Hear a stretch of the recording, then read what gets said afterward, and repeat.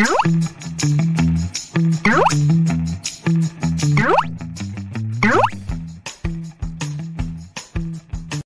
mga katek! Okay, welcome back mga ka-WJC. May simpleng tutorial tayo kung paano gumawa ng low power na air fryer. Ang brand nito ay Quesabilla. Kahit hindi ganitong brand, halos pares-pares lang din naman kung paano natin i-check. Basta ganito yung itsura, no? Analog. Ngayon, try natin i-on. Yan, dapat magkakaroon siya ng indicator light. Yan. Kahit na naka-on yung ating control tsaka yung timer, talagang walang power. Kahit sa tester, pwede natin i-testing kung may contact. Yan. Kahit naka-range sa tayo ng times 10K. Dapat dyan magkakaroon ng resistance. Yan. Dapat magkaka-resistance siya. Kahit magkabaltad yung ating tester, wala man problema. Kung titignan nyo, wala siyang contact. Check natin, nandito yung switch niya sa kanyang fan. Kahit na, lock lang natin. Pero wala talagang contact yun. Pagka nag-repair talaga tayo, yung AC cold muna talaga ang chinecheck. Pero ito, na-check ko na. Kaya hindi ko na rin kayo pahihirapan. Kasi marami na rin tayong ginawa na kung paano i-check yung AC cold. Ngayon, nandito sa loob talaga problema. Ngayon, ituturo ko sa inyo para mas mapadali tayo kung paano natin bubuksan o i-repair. Kasi dito, meron siyang switch dyan. O pwede rin dyan ang gagaling na sira.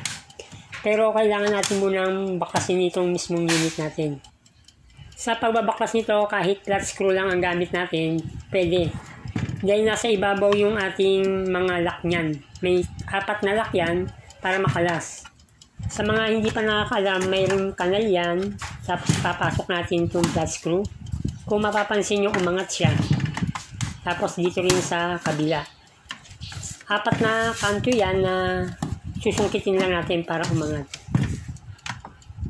Kasi pagka hindi kayo marunong, pwedeng mabasag pagka pinersa natin.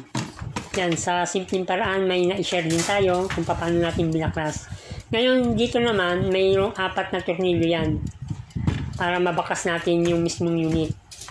Nandito kasi yung mga screw. Yung iba, hindi alam to. Medyo nahihirapan sa pagbabaklas. Sa pagbabaklas pa lang, importante na alam nyo kung paano natin kinakalas. Habang kinakalas po pala natin, huwag pong kalilimutan mag-subscribe. Click nyo na rin po yung ating notification bell button para updated po kayo sa ating video. Meron din po akong isang channel na Jojo Tech Tips. Pwede nyo rin pong pasyalan para po makatulong din naman sa ating YouTube channel. Okay, iangat lang natin to. Yan. Simple lang na malalaman na natin kung saan siya nagka-problema. Mga po pwedeng nagiging sira nito yung kanyang thermal fuse, yung switch, yung timer, pwede rin yung kanyang thermostat control. Sa pag-check nito, dapat may tester tayo. Naka-range tayo ng times 1 o times 10. Dapat magkaroon siya ng palo pagka tinetesting natin. Kung naririnig nyo, may tumutunog na timer, di ba? Pwede natin i-check yung timer din muna. Kasi minsan kahit na tumutunog, nag-o-open. Okay? Ito yung timer natin. Dapat naka-on tayo pagka nag-check. Ito yung thermostat niya. Yung timer natin, may 2 terminal yan. Pagka chine-check natin, kahit na magkabaliktad yung tester natin, wala namang problema. Ang importante lang magkaroon siya ng continuity. Yan, dapat may contact. Parang hindi yata kita yung tester na. Ililipat ko lang yung tester para mas maintindihan. Yan, dapat magkaroon tayo ng palo. Yan, tingnan natin. Yan, may palo siya. Yung ating thermostat ay pumalo rin. Ibig sabihin na okay yung ating thermostat, okay din yung ating timer. Isa pang kadalasan na nagiging sira nito, yung thermal fuse. May thermal fuse yan dito sa ilalim. Yan, ito yun. Kung pagmamasdan nyo, nakabalot siya sa bakal, yung kanyang thermal fuse na nakadikit sa body. Yan, yan yung kanyang thermal fuse. Ngayon may wire yan. Yan, kung mapapansin nyo, may 2 blue. Yan yung connection ng thermal fuse na galing sa loob. Ngayon, ito yon. Tsaka ito. Ngayon, ito yung ating i-check muna.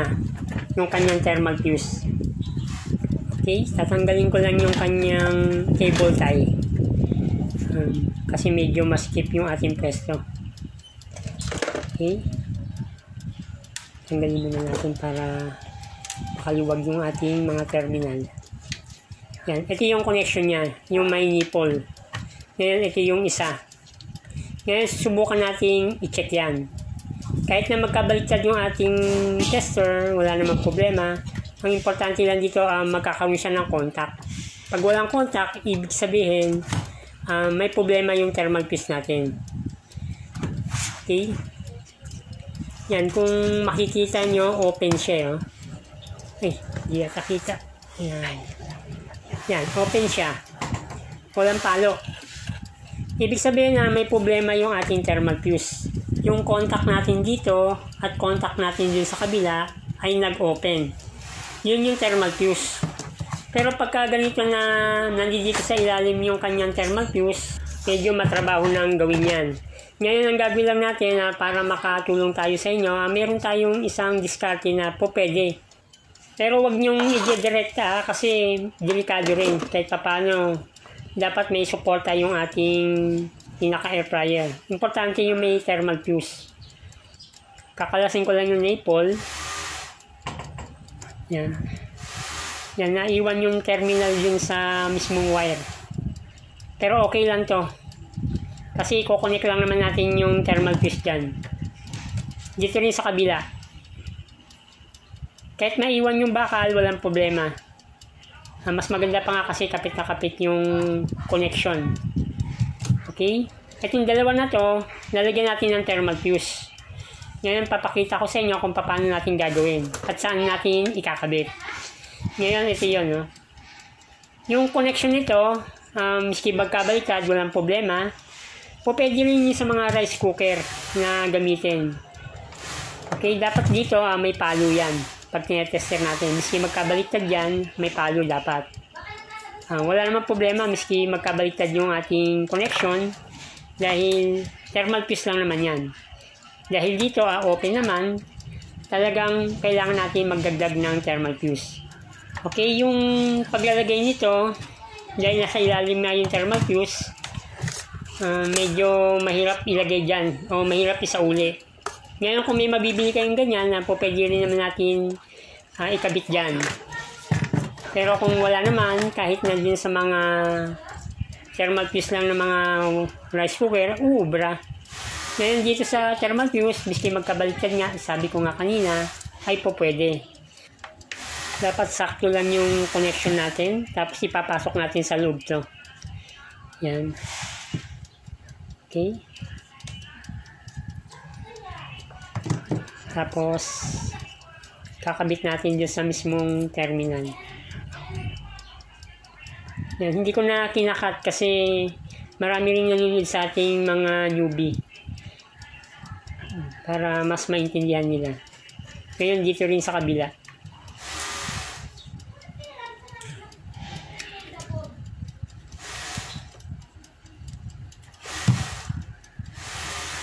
Ganun din natin gagawin. Kahit na hindi na natin hinangin yan ubra naman. Tapos try natin yung mismong connection nito kung magko-contact. Dito sa easy call tayo magko-connect. Yan. Ay. Hindi yata kita tester. Walang contact. Kahit naka-on. Kasi hindi nakakabit yung pan. Kalimutan natin. Yan. Connect muna natin yung pan. Tapos try natin. Sa pagte-testing nito, naka-range tayo ng times 10K. Ang ginagawa ko kasi dito, pagka nag-check, dapat naka-range tayo ng times 1. Pero ito naka-times 10 tayo. Try natin. Kung po pwede. Yan, halos short siya. Naka-times 10 tayo. Halos short. Ang ginagawa ko kasi naka-range tayo ng times 1 para mas kita natin yung resistance kung hindi ba siya shorted. Para kung isasaksak natin, ay sure tayo na hindi sasabog. Okay? Kahit magkabaliktad dito, walang problema. Yan, kung mapapansin nyo, hindi siya shorted. May resistance, ibig sabihin. Ibig sabihin na good na yung ating unit, na ang thermal fuse lang yung naging problema. Okay, na-detect na natin na thermal fuse lang yung sira. Ngayon, itong mga open wire, kailangan na nating ayusin. Pwedeng lagyan natin ng electrical tape, o pwede rin naman natin lagyan ng sinkable tube. Pwede natin lagyan ng electrical tape yan.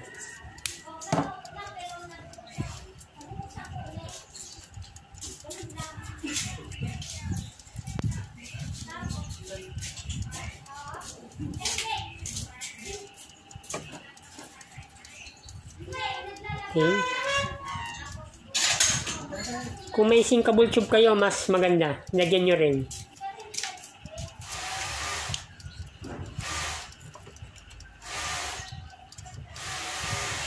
Yan. Tapos yung kabilang terminal naman.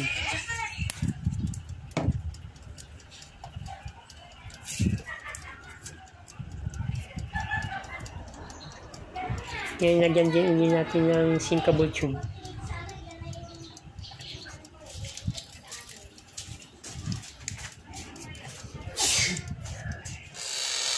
Yan, kung wala kayong hot air, pwede rin naman yung lighter o kaya soldering iron.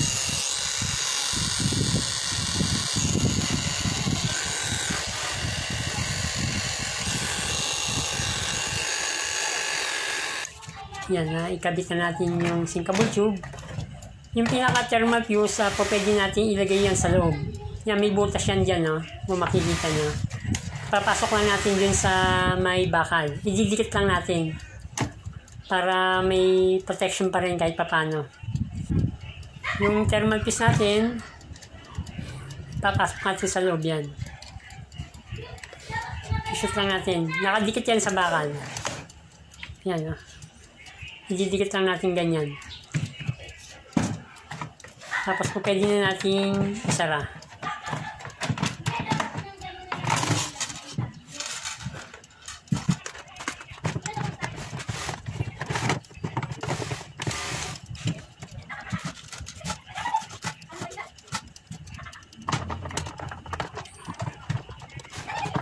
Tapos babalik natin yung tornilyo.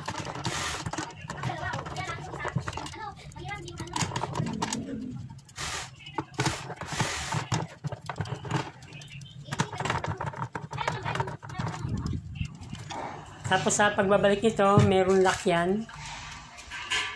Yan, may 4.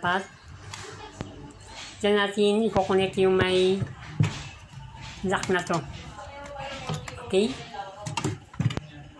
Ang gagawin natin, isi-shoot lang natin yung 4. Tapos, kahit kamay lang, mag-lock na yan. Okay, ganun lang. Tapos, subukan natin i-testing. Dapat mayroong pan. Tapos, testing natin sa tester muna.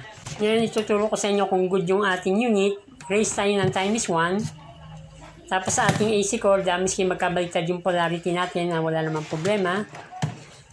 Tapos, i-on natin yung timer. Yan yung timer niya. Ito yung kanyang control. Yan, nagkaroon tayo ng contact. Ay, set natin yung tester natin na maayos. Yan, kung mapapansin nyo, naka-raise tayo ng times 1, meron siyang resistance na hindi shorted. Pero pagka in-off ko, kung mapapansin nyo, tumaas yung kanyang resistance. Kung i-on naman natin tong control, yan, bumaba yung resistance niya. Kasi mayroon siyang heating coil. Ang nangyayari kasi sumasabay yung fan saka sa heating coil, kaya bumababa yung resistance. Pero pagka in-off nga natin to, yung kanyang control, tumataas naman siya. Ngayon yung pan lang yung gumagana. Kaya pagka in-on natin, sumasabay yung ating filament. Kaya bumababa yung resistance. Ngayon, ibig sabihin na okay na tayo. Pinakita ko lang para may idea kayo, no? Tapos saksak na natin. Kung mapapansin nyo, nagkaroon na siya ng indicator light. Ayan, no? Gumagana na rin yung pan. Tapos medyo umiinit-init na rin. Yan, simpleng tutorial pero sigurado naman pong may napulot kayong idea sa ginawa natin. Maraming salamat po.